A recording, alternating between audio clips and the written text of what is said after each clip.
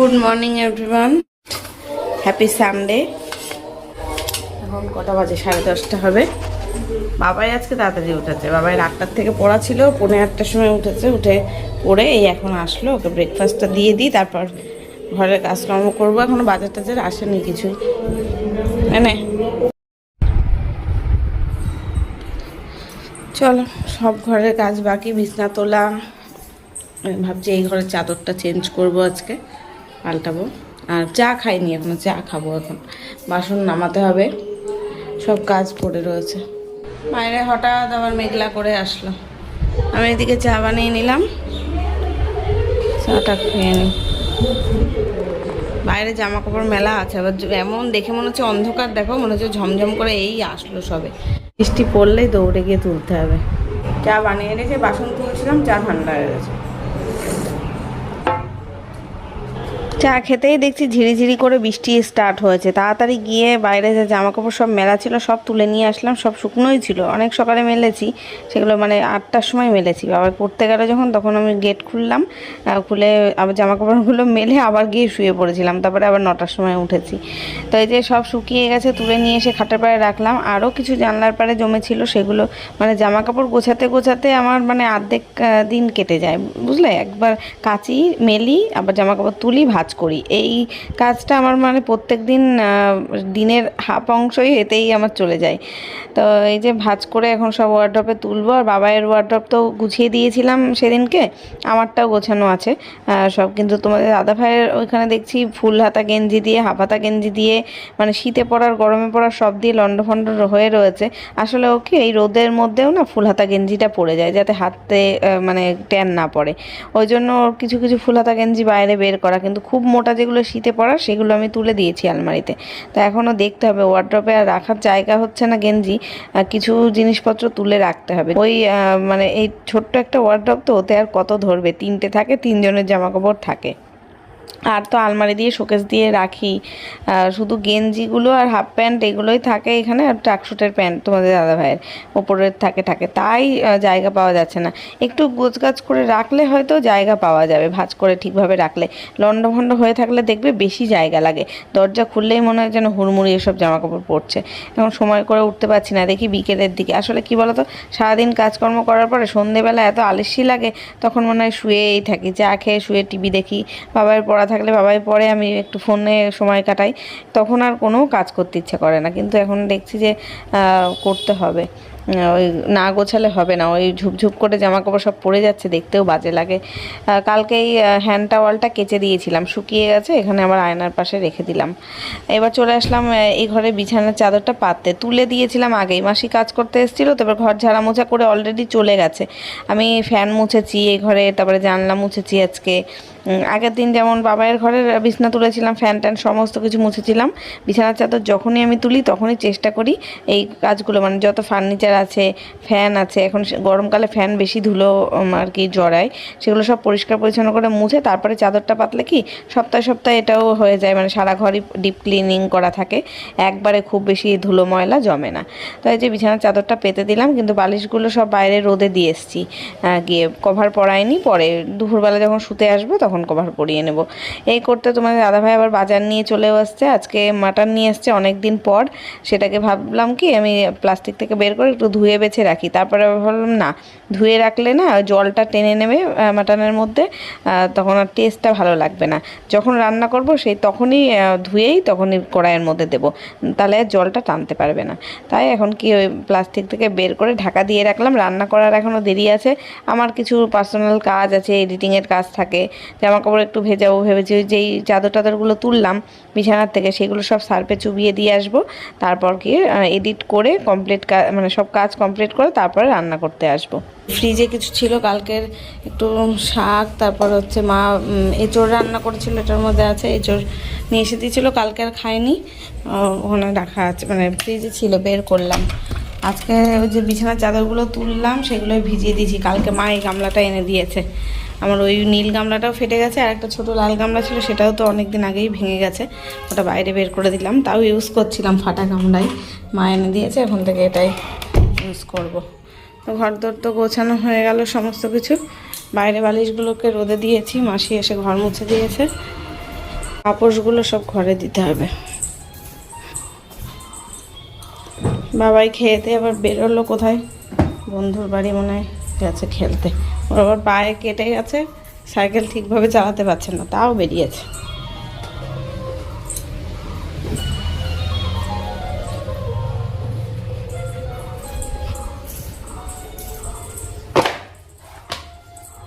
প্রত্যেক রবিবারে করে বাবাই দুধ খায়, তাই জন্য মা দুধ নিয়ে আসে। কালকে বাবা দোকান খোলেনি, তাই আর দোকান থেকে আনতে পারেনি। মা বাজার থেকে 1 প্যাকেট মাথা টেয়ারি দুধ কিনে এনেছিল। তো এখন সকালবেলা বাবাই বলছে যে দুধ খাবো না, পায়েস বানিয়ে দাও। তাই আমি বলি যে দুধটা জাল দিতে বসিয়েছি। 1 প্যাকেট দুধ নিয়েছে, তাই আমি বললাম কি একটু ভাজা সিমই নিয়ে আয় দোকান থেকে। সিমই নিয়ে আসছে না ভাজা, ঘরে ঘিও ছিল না, তাই তোমার দাদাভাইকে দিয়ে এখন এই যে ঘি আনালাম। রেড কাপের এই ঘিটা ভালো, আমি যেই বউটার কাছ থেকে বাড়ির থেকে নিই ওর ঘিটা শেষ হয়ে গেছে, আমার আনতে বলতে হবে। কিন্তু এই রেড কাপের ঘিটা এত ভালো, ওই বাড়ির ঘিয়ের থেকে মনে হয় যেন ভালো, মানে ওরকমই বানানোই মনে হয় গাওয়া ঘিয়ের মতন। আর এই যে এই প্যাকেটের সিমইটা এনেছে, তবে না আমার মনে হচ্ছে এই 500 প্যাকেট দুধে এতটা সিমই লাগবে না। অর্ধেকটা করি, অর্ধেকটা রেখে দিই, বানিয়ে রেখে দিই, বিকেলে খেতে পারবে। সন্ধ্যেবেলা ঘিটা দিয়ে সিমইটা একটু ভেজে নিই, তাহলে খেতে ভালো লাগবে।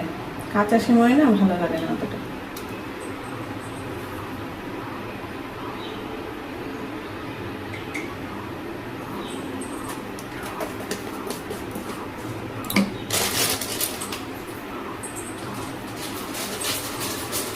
রবিবার করে তো বাবাই দেখেছো স্মুদি খায়, ছাতু দিয়ে, কলা দিয়ে, খেজুর দিয়ে, তো সমস্ত কিছু আজকে রয়েছে। আজকে ওর কী মন হয়েছে, আজকে স্মুদি খাবো না, দুধও খাবো না, এখন কি মন হয়েছে যে পায়েস খাবে, তাও আবার সিমইয়ের পায়েস। নিজেই বলেছে এটা, তাই আনতে দিলাম। এখন তো বেজে গেছে 12:30, এখন আর দুপুরবেলা আর কী খাবে পায়েস, তাই ওকে বললাম এখন আর খেতে হবে না, রেখে দিই, বিকেলবেলা খাস, ঠান্ডা হলে খাস, গরমে তো এই জিনিস ভালো লাগে না। তাও কি যেই বানিয়েছি ও এসেই দেখেছে, গন্ধ পেয়ে গেছে, ঘরে এসে দেখবে পায়েস সেই ধরনের কিছু বানালে, বিরিয়ানি, তারপরে ইলিশ মাছ, এই সব কিছু বানালে না ঘরে যতই তুমি ঢাকা দিয়ে রান্না করো গন্ধ থাকবেই ঘরে, বোঝা যায় যে কি রান্না হয়েছে। এবার ও বলছে তুমি পায়েস বানিয়েছো, আমি ওকে বলেছিলাম বিকেলে বানাবো, তা আর কি করব, ধরা পড়ে গেছি, গন্ধ শুকে নিয়েছে। তা আমি বললাম হ্যাঁ বানিয়েছি, তা বলছে তাহলে এখনই দাও। লাস্টে দুপুর 1:30টার সময় স্নান টান করে এসে তাই বলছে আমাকে 1 বাটি পায়েস দাও, আমি খাই, তারপরে হচ্ছে ভাত খাবো। তারপরে আর কি তাই দিলাম। তখন অবশ্য ঠান্ডা হয়ে গেছিলো, প্রায় অনেকটাই মানে ঠান্ডা হয়ে গেছিলো। তো তাই একটু টেস্ট করে খেলো, বলছে হ্যাঁ খুব ভালো হয়েছে। কিন্তু না আমি পুরো সিমইটাই দিয়ে দিয়েছিলাম 500 দুধের মধ্যে, একটু জল মিশিয়েছিলাম দুধে, তা একদম ঘন হয়ে গেছে, জমে গেছিলো। ব্যাস পায়েসটা একদম কমপ্লিট, ঠান্ডা হতে রেখে দিই। আর পুরো প্যাকেটটাই দিয়ে দিয়েছিলাম, একদম হয়ে গেছে, পুরো পারফেক্ট হয়ে গেছে, ঠান্ডা হতে রাখা থাক। এবার বাদ বাকি রান্নাগুলো করে নিই, চলো। শাক আর এঁচড় রয়েছে, তো তাই ভাবলাম আজকে ডাল আর কোনো তরকারি সবজিপাতি করব না, মাংস ভাতই করি। আর মাংস যেদিনকে হয় দেখবে বাড়িতে বাচ্চা কাচ্চা থাকলে, আর মানে ওদের বাচ্চারা আর বাচ্চার বাবারা দুজনেই সেম, কেউ সবজি খেতে চায় না, মাংস হলে মাংস দিয়েই ভাত খাবে, আর অন্য কোনো কিছু খাবে না। ওই যে শাক আর এঁচড় রাখা ছিল সেটা শুধু আমিই খেয়েছি, ওদের দুজনের কেউ খায়নি, কাউকে খাওয়াতেই পারিনি। তা ভাবলাম যে আম রয়েছে, আমগুলো নষ্ট হয়ে যাচ্ছে, তারপরে মাও বাড়ির থেকে দিয়েছিল কটা আমের একটু চাটনি বানিয়ে রাখি। আর এই যে মিষ্টির রস ছিল, রসগোল্লার রস অনেকটা ছিল, এবার রসটা না বেশি দিন রেখে দিলে আবার টক হয়ে যায়, ভালো লাগবে না খেতে। ওই একটাই মিষ্টি রয়েছে, ওটা বাবাকে বললাম তুই খেয়ে নে, আর রসটা পুরো দিয়ে দিলাম চাটনিতে। আর আমার তো চাটনির মশলা কড়াই আছে, তো ওটা দিয়েই করে রেখে দিই, যতটা বানালাম 4-5 দিন আমার এই চাটনিতে চলে যাবে, আমি একাই খাই। আজকে হয়তো ওরা খেতেও পারে, একটু পাঁপড় ভাজা করবো খুনি চাটনির সাথে, তাহলে খাবে। তো এই যে আমের চাটনিটা একদম রেডি। ওই মিষ্টির রস দেওয়ার পরেও না আর একটু চিনি দিতে হয়েছিল, কারণ এত টক আমগুলো, মানে বাজার থেকে এনেছিল তোমাদের দাদাভাই 2টো আম, আর 2টো আম মা দিয়েছিল। মা যেই 2টো আম দিয়েছে সেই 2টো ভালো, আর বাজারের আম 2টো খুব টক ছিল। তো তারপর চাটনি নামিয়ে ঠান্ডা হতে রাখলাম, আর এদিকে মাংসটাকে পুরো ভালো করে কষিয়ে নিলাম কড়াইতে। অনেকে দেখি কড়াইতেই কষিয়ে কড়াইয়ের মধ্যেই জল দিয়ে ফুটিয়ে মাংসের ঝোল বানায়, সেটাতে নাকি টেস্ট ভালো, মানে বেশি ভালো হয়, কিন্তু আমি না ওই রিস্ক টেস্টটা নিতে পারি না। মাংসর যদি নরম না হয়, হাড় যদি না গলে, তাহলে না বাবাইও খেতে পারবে না, আর ওর বাবাও মানে খেতে চায় না। তখন বলে মানে দাঁতে বাড়ছে। ওর বাবা তাও একটু খেয়ে নিতে পারে, কিন্তু বাবাইয়ের খুব অসুবিধা হয়, ওই দাঁত দিয়ে টেনে ছিঁড়েও একদম খেতে চায় না। তাই আমি সবসময় প্রেশার কুকারেই দিই। আগে মাংস কড়াইতে সুন্দরভাবে কষিয়ে নিই, তেল ছেড়ে গেলে তারপর প্রেশারে অল্প জল দিয়ে সিটি দিই। এবার প্রেশারে দেওয়ারও একটা নিয়ম আছে, অতিরিক্ত যদি জল দেওয়া হয় তাহলে পুরো বিস্বাদ হয়ে যায়, মানে মাংসটা স্বাদ আর থাকে না। অল্প জল দিতে হবে, আর মানে অল্প জল দিয়ে 5-6টা সিটি দিয়ে নিতে হবে, আর কষানোতেই হাফ সেদ্ধ হয়ে যায়, সেইভাবে আর কি কষাতে হবে তেল অনেকক্ষণ ধরে একটু অল্প জল দিয়ে দিয়ে, তাহলে টেস্টটা ভালো হয়। কিন্তু একবারে যদি কেউ মনে করে ওই প্রেশারের মধ্যেই কষাবো, কষিয়ে ওর মধ্যেই গাদাখানিক জল দিয়ে ট্যালট্যালে ঝোল করব, তাহলে সেই মানে কড়াইয়ের ট্যালট্যালে ঝোলের অন্যরকম ভালো টেস্ট হয়, কিন্তু প্রেশারের মানে ঝোলে না একদম টেস্ট ভালো হয় না, পানসা হয়। সেটা আমি প্রেশারে রান্না করতে করতে অভ্যস্ত হয়ে গেছি, তো সেটা আমি জানি। তো এখানে এই যে গরম জল দিয়ে দিলাম, একটু গরম জল দিলে বেশি ভালো হয় টেস্টটাই। বাটিতে করে নিয়েছিলাম জল, তো দিয়ে অল্পই জল দিয়েছি, দিয়ে এবার সিটি উঠতে বসিয়ে দিলাম। প্রেশারে কি জলটা তো বেরোতে পারে না, বাষ্প হয়ে বেরোয়, খুব একটা জল বেরোয় না, ওই জন্য একদম মেপে জল দিতে হয়, যে বেশি দেয়া যাবে না, তাহলে ভালো হয় না খেতে, কেমন একটা যেন ছেঁড়া ছেঁড়া হয়ে যায় মাংসগুলো। তো প্রেশারে বসিয়ে দিয়ে এখন আমি রান্নাঘরটা পরিষ্কার করে মুছে নেব, ওই ডাস্টবিনে ফেলবো খোসা যা হয়েছে, আর বাসন একটা বাটি টাটি যেগুলো মানে মাজার মতো ছোটোখাটো, সেগুলো মেজে নেবো। আর কড়াই খুন্তি টুন্তি ওগুলো থাক সব, ওগুলো না খুন্তি মেজে নিয়েছিলাম, কড়াইয়ের ঢাকনা এগুলো রেখে দিয়েছিলাম। মেজে নিলাম, আর ভাত হয়ে গেছে, মাংসটা এখানে প্রেশারে বসে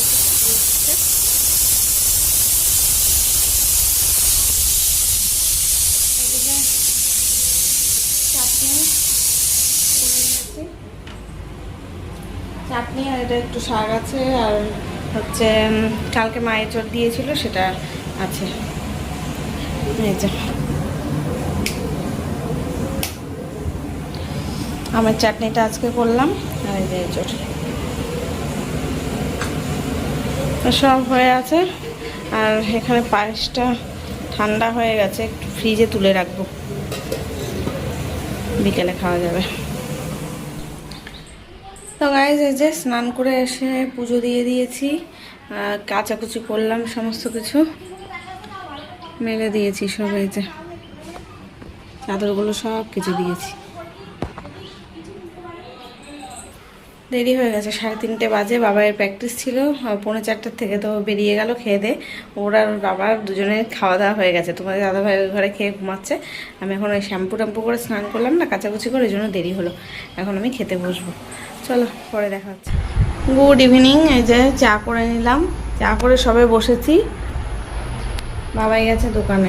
এবার আমার মাথাটা ধরেছে, দুপুরবেলার থেকে একটু ঘুম হয়নি, চোখ মুখ দেখেটাই বুঝতে পারছো কেমন লাগছে, খোলা খোলা, কেমন মাথাটা যন্ত্রণা করছে। চা খেয়ে দেখি একটা মাথা যন্ত্রণার ওষুধ খাবো, ঘাড়ে বেলটা বাঁধবো। এই যে এই 2 দিন একটু গাফিলতি করেছি, বেলটা ঠিক মতো বাঁধা হয়নি, ওই জন্য যন্ত্রণা করছে আমার মাথায়। বাবাই দোকানে গেল, বলছে ওরিও বিস্কুট দিয়ে চা খাবে, তাই আনতে। আগে যা চাটা হওয়ার, তাহলে ঠান্ডা হয় না, এখন চাটাই ঠান্ডা হয়ে যাবে। সকালবেলা থেকে 1-2 ফোঁটা বৃষ্টি হলো, মেঘ করে আসলো, ভাবলাম কি বৃষ্টি হবে বোধহয়, তা তো না, একটু বৃষ্টি হয়নি। এখন পুরো গরমে টেকা যাচ্ছে না ঘরে।